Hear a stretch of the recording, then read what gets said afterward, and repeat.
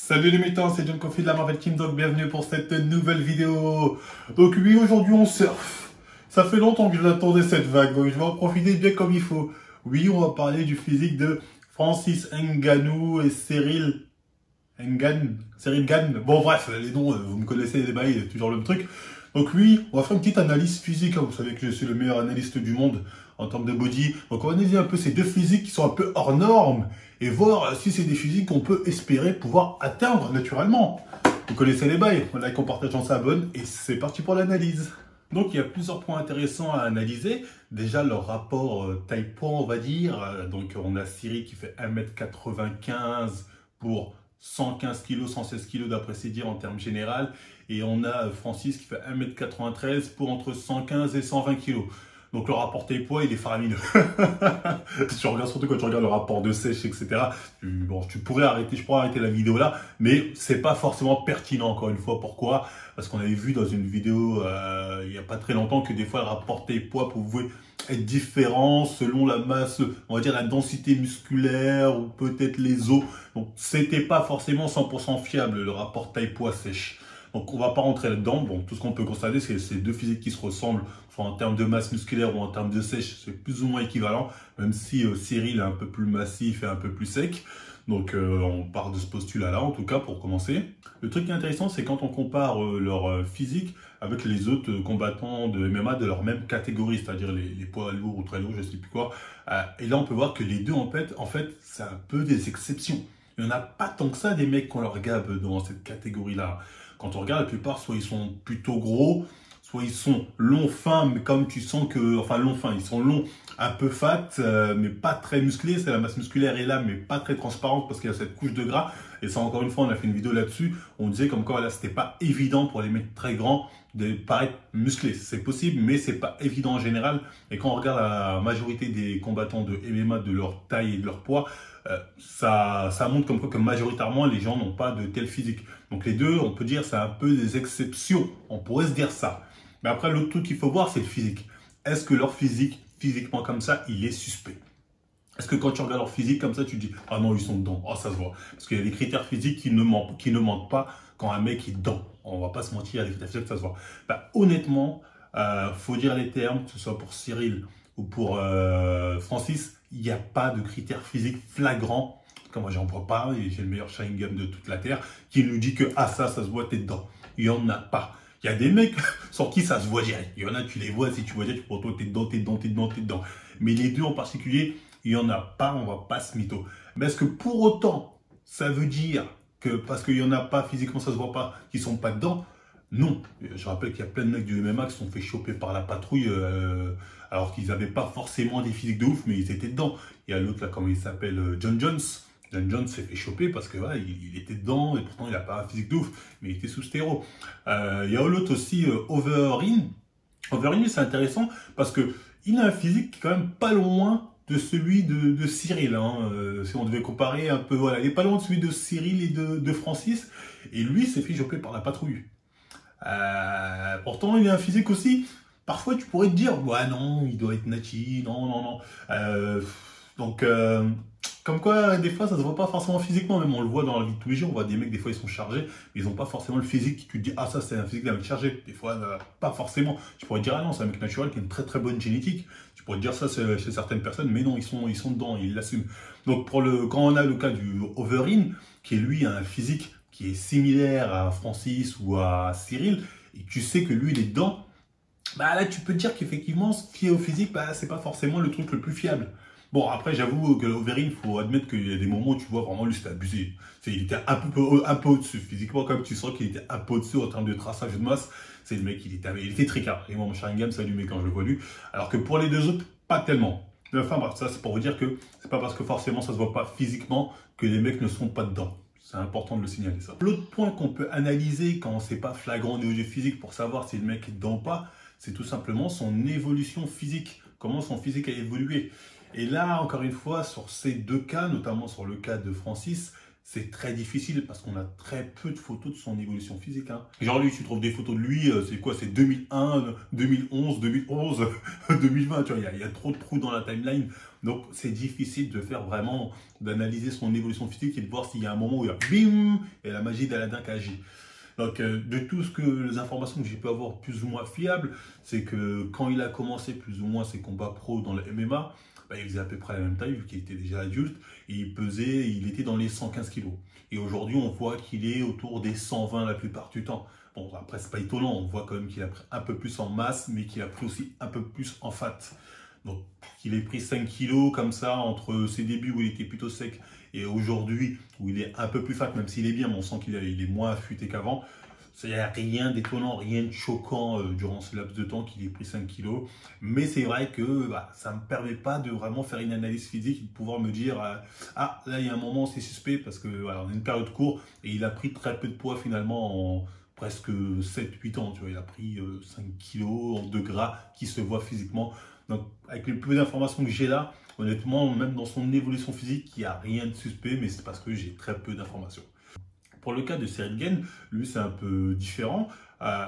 Lui aussi, on n'a pas beaucoup d'informations de quand il était plus jeune, à quoi il ressemblait. On voit des petites photos par-ci, on sait qu'il était sportif, il faisait du basket, etc.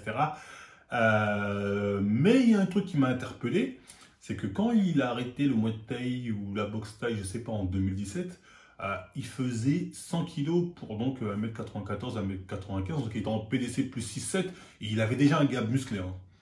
Pour regarder ses anciennes vidéos où il se fight avec des mecs du Muay Thai, il était déjà bien physiquement, tu vois. Donc 100 kilos. Sauf qu'on voit que moins d'un an après, hein, ou vraiment moins d'un an, parce qu'il a arrêté sa carrière de Thaï fin 2017. Quand tu regardes mi-2018, il avait déjà pris 15 kilos de muscle quand il a commencé le MMA. Et là, effectivement, je me pose la question, je me dis, que s'est-il passé durant ces 1 an max? Parce que franchement, là, c'est max 1 an, tu vois. Il s'est passé quoi? On l'a vu quand il faisait de la boxe taille, on pouvait voir qu'il était déjà galbé physiquement, il était déjà là. C'est pas le mec qui commence, qui prend 15 kilos parce que c'est ses débuts. Donc forcément, là moi je me dis, quel est le secret?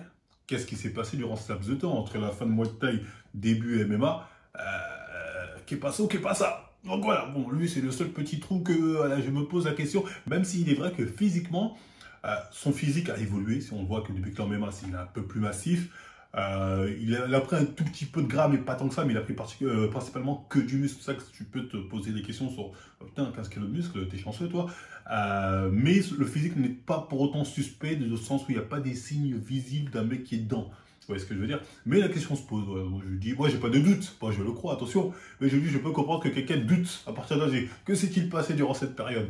Parce qu'il faut être bien clair, que ce soit le physique de Francis ou de Cyril, on n'a pas ce genre de physique aussi impressionnant, aussi massif, qu'avec des exos de préparation physique où tu les vois faire ça avec un kettlebell ou je sais pas, jouer avec un ballon de tennis. Ça, faut arrêter les conneries 2 minutes. Alors moi, leurs deux physiques sont très impressionnants, mais c'est des physiques de mecs qui poussent. De mecs qui ont fait un minimum de bodybuilding sérieusement pendant leur vie. Des mecs qui ont poussé sérieusement pendant au moins une période de leur vie. Même si aujourd'hui on va dire peut-être qu'ils en font plus comme avant, mais il y a une période où ils ont poussé sévère. Sinon, ce n'est pas possible. Et c'est moi, ce qui m'énerve, c'est qu'à aucun moment, j'ai cherché beaucoup de trucs, entraînement, workout, body, tu les entends jamais parler de body, que de ouais, non, on mange bien, bonne petite. D'ailleurs, même ça, c'est des conneries. Hein, si on me dit, pour le fait que Cyril ait pris 15 kilos pratiquement en un an et demi, bref, on me dit, ouais, mais c'est parce qu'il avait peut-être une meilleure jet depuis. Alors, il y a des conneries. Lui-même, il dit que sa jet, c'est Osef, on n'a pas besoin. Même, il dit, j'ai pas besoin de jet. Donc, comme ça, pas l'excuse de la jet. Donc, très clairement, pour prendre une telle masse musculaire, tu as forcément poussé. Les deux, hein, ils ont forcément dû se mettre à ça. Et ça, malheureusement, ils n'en parlent pas. Donc, moi, je trouve ça un peu dommage parce que tu peux pas me dire, que ce soit Cyril ou Francis, on a eu ces gabs-là, mais sans faire des muscles. C'est qu'en shootant comme ça, en s'amusant à shooter, en mettant des coups de poing et en s'amusant avec une balle de tennis ou je sais pas quoi. Tu peux pas me dire ça, c'est pas crédible. Pourquoi tu me dis ça? Je dis, soit tu es un menteur, soit tu es chargé. C'est l'un ou c'est l'autre. Le mec a un genre de gap comme ça qui ah non, je fais jamais de muscu, c'est un menteur ou c'est un chargé. Parce qu'effectivement, avec certains produits, tu peux prendre de la masse musculaire comme ça sans faire forcément de bodybuilding. Donc c'est l'un ou c'est l'autre. Donc moi, je pense pas. Je pense juste qu'ils le disent pas. Je pense qu'ils font un peu de body, mais ils le disent pas. Mais voilà, en tout cas, il faut être très clair, on n'a pas ce genre de gab parce que la nature nous aime Enfin, arrêtez les conneries, ça t'a poussé pour avoir ce gab-là. Il n'y a pas de la nature m'a doté de pecs, de bras, d'épaules énormes, j'ai rien demandé. Non, faut arrêter les conneries 2 minutes. Donc forcément, oui, il pousse à la salle. Et pour revenir sur Cyril, sur sa prise de poids dans cette période qui était assez courte, moi, la seule explication que je peux trouver, c'est que peut-être il peut dire oui, mais avant, je poussais un peu, j'étais pas à fond, je prenais, là, du coup, je me suis mis à fond, muscu, j'ai poussé, j'ai bouffé, j'ai poussé, là, boum. Je veux dire, ouais, là, je pourrais dire, ouais, effectivement, peut-être possible, effectivement. Sinon, ce trou-là, enfin, les 15 kilos en un an et demi, peut-être, je sais pas, de muscle, moi, j'ai du mal à les expliquer. Voilà, je comprends pas, moi pas comprendre, donc moi besoin d'explications là-dessus en tout cas. Donc, très clairement pour moi ces gens-là ils poussent ou bien ils ont eu une période où ils ont poussé sérieusement à la salle, du coup ils ont gardé des gains musculaires avec la continuité de sport qu'ils produisent chaque jour. Donc voilà, c'est l'un ou c'est l'autre parce que l'histoire du non mais c'est kettlebell avec mon préparateur physique qui me dit de danser avec, arrête tes conneries 2 minutes. Donc voilà, faut être assez clair. Et sinon voilà, pour finir, est-ce que c'est des physiques hors normes? Certes, oui, même dans la catégorie poids lourd, c'est des physiques hors normes. Est-ce que c'est des physiques inatteignables? Comme j'ai dit, c'est des physiques qui n'ont rien de suspect. Donc physiquement, ils n'ont rien de suspect, à part la taille, le rapport taille-poids qui est un peu impressionnant, on va pas se mytho. Mais physiquement, tu vois pas de truc franchement suspect que tu dis à lui, il est dedans. Donc c'est pas des physiques qui me paraissent improbables à atteindre naturellement. En termes de masse et de sèche aussi, c'est pas une sèche de folie. On n'est pas sur des sèches de mecs chargés comme Never. On est sur des mecs qui sont entre 10 et 12% de body fat, j'ai l'impression, généralement, peut-être un peu de 13 parfois. Donc ça reste des physiques qui ont l'air atteignables naturellement pour certaines personnes, encore une fois, pas pour tout le monde, ce genre de gros gabarit. Surtout que quand tu es dans ce genre de sport de compétition, ça y va, hein, les mecs qui chargent. Hein, je veux dire, les scandales de mecs dopés, il n'y a que ça. Et encore, c'est que ceux qui se font choper, que ceux qui se font choper par la patrouille, les autres s'en sortent très bien. Je veux dire, eux, leur objectif là, c'est d'être, c'est pas forcément d'être le plus balèze, mais on va dire, ça va être d'avoir le plus d'endurance, d'être agressif, avoir de la force, etc., Et que des fois, ce genre de produits vont influer ou vont jouer aussi sur ton évolution physique, t'aider à prendre du gab un peu plus vite. Donc voilà, c'est des trucs qu'il faut connaître, qu'il faut savoir. Donc moi, si les deux sont dedans, j'en sais rien. Et s'ils disent qu'ils sont pas dedans, ils sont pas dedans, je les crois. Tu vois, il n'y a pas besoin de débattre là-dessus encore une fois. Donc voilà, j'ai mis juste mon analyse sur ce que j'ai pu constater de leur évolution physique, en tout cas de leur niveau physique. Et après, moi, je vous dirais, pour finir, j'oublierai pas ce qu'a dit un jour un combattant de MMA. Everybody's on steroids. Ça, mec, ne l'oublie jamais. C'est un mec de MMA, il sort des trucs comme ça. C'est comme quand un bodybuilder vous dit oh, on est tous dopés dans le bodybuilding.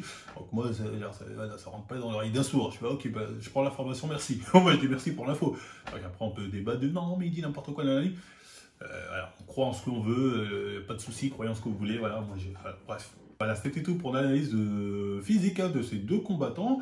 En tout cas, ces deux gros physiques, ça va être un gros combat qui est en préparation. Moi, comme vous, bon, je ne suis pas MMA, parce que je m'en bats les couilles un peu, mais ce combat-là, je vais le regarder parce que on sent qu'il y a un peu d'enjeu, tu vois, c'est un combat quand même important. Donc, bon courage aux deux combattants. Hein. Donc, je sais que la plupart des gens ici soutiennent Cyril Gane parce qu'il est français, du patriotisme primaire, j'ai envie de dire. Oui, moi je soutiens le black skin. No, là, non, j'en ai absolument rien à foutre. Mais je vais regarder ce combat quand même parce que ça m'a l'air intéressant à observer, voir qui va l'emporter. Donc voilà, c'était tout pour cette vidéo. Si ça vous a plu, on like, on partage, on s'abonne. N'oubliez pas de nous suivre aussi sur la chaîne Kikusho. C'est la chaîne de live où on parle un peu de pop culture, manga, films, séries, tatati. La chaîne, le lien en description, allez-y. Code Marvel chez Natura Force. Et moi je vous dis à la prochaine mi-temps.